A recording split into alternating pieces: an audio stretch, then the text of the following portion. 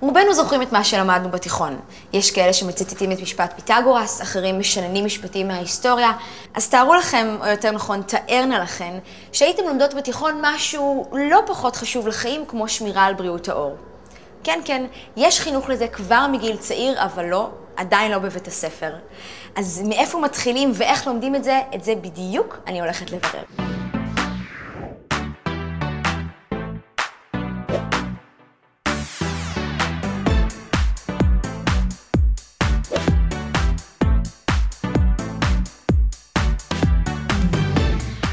מה השלב הראשון? ממה כדאי להתחיל?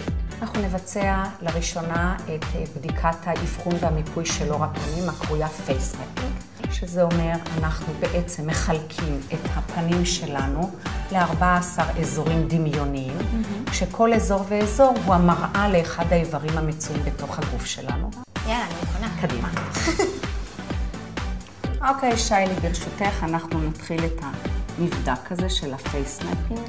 מה קורה פה? אימא'לה, מה קורה פה? לא קורה פה כלום. הבטן שלך קצת מדברת? היא מדברת, אני אלרגית ללקטוז, זה קשור? וואו, בטח! אז מה? יפה. עכשיו אנחנו נסמן את כל התופעות שראינו. אוקיי. על מנת שיהיה לנו תיעוד מדויק ונוכל לבחור את דרך הטיפול הנכונה ביותר. אוקיי, אז יאללה, נמשיך. קדימה.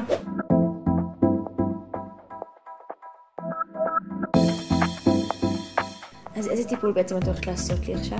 אנחנו הולכים לעשות טיפול מייקרוזון, טיפול קצר מועד, לא עובר את ה-20 דקות, ממוקד, אנחנו רוצים לכוון את הטיפול לתוצאה ספציפית. היום אנחנו נעבוד על הסנטר, כי כרגע יש שם איזשהו קושי שאנחנו רוצים לפתור. את יודעת שבעולם שלנו היום המהיר כל כך, עידן של אימהות עובדות, קריירה, אין לנו זמן, ורוצים תוצאה מהירה, אפקטיבית, אתמול, לא מחר, זה פתרון נפלא לטיפול מבלי להקדיש הרבה מאוד זמן לעניין. בני נוער באים לעשות טיפולים כאלה? בני נוער בחלקם באים, אולי לא מספיק לפי טעמי, אבל בני נוער צריכים, כי זה גיל שמתפתחת תופעה של אקנה מעיקר. נדמה לי שהיום המודעות היא כבר הרבה יותר משמעותית, ואנשים שואלים, מבררים, ויש מסגרות שכבר גם נענים לכך, אבל זה עדיין לא אופטימלי.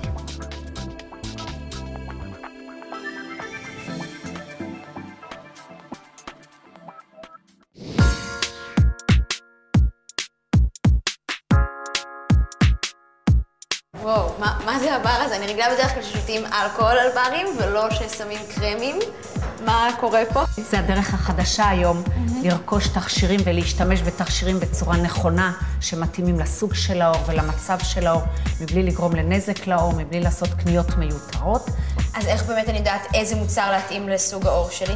אז אנחנו דבר ראשון צריכים לבחון שבתכשיר שלנו אין מרכיבים שהם עוינים את העור, שמזיקים.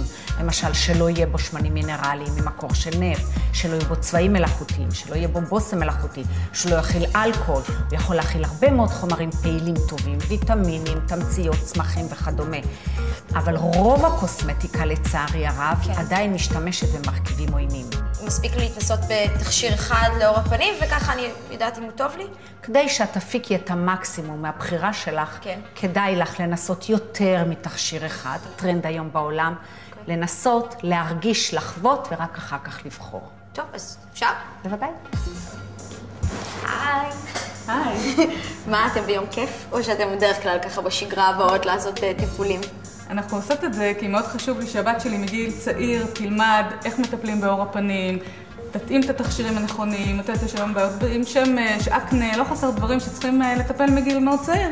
גם חברות שלך עוברות את הדברים האלה או שרק את? אפשר לומר שזה די הפך לטרנד בזמן האחרון, ואם אני חושבת על זה, זה אפילו יותר חשוב מללמוד אנגלית או מתמטיקה. יותר חשוב מללמוד אנגלית ומתמטיקה? לא פחות חשוב. אבל גם חשוב מאוד. פשוט. אני לא יודעת מה איתכם, אבל אני היום למדתי המון על בריאות העור שלנו, אבל עם כל הכבוד לצרכים של העור שלי, גם לי יש צרכים, ויש לי כרגע צורך אז לאכול איזה משהו טעים ולא בריא בשביל האיזון.